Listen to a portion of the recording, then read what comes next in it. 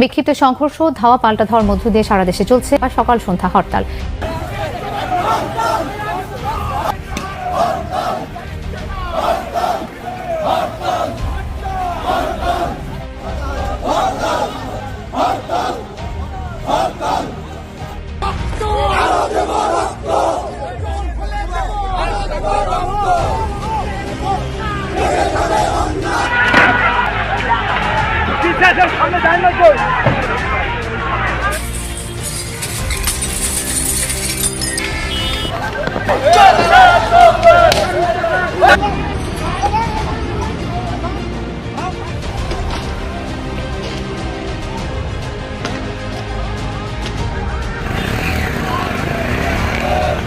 যতগুলি হোক আমরা রাজপথ ছাড়বো না, আমরা এই স্বৈরাচারী সরকারের পতন করব। বিভিন্ন জায়গায় বিশৃঙ্খল ভাবে তারা পিকেটিং করার চেষ্টা করছে, আমরা কাজ করে যাচ্ছি।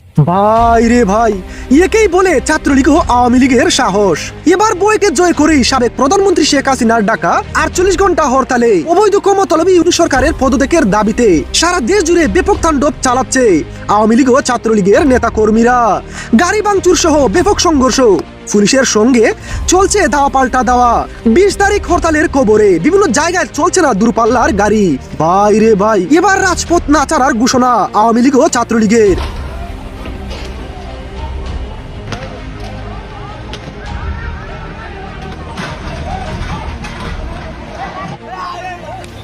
পুলিশ দবাই দবাই দিয়েছে লিখে,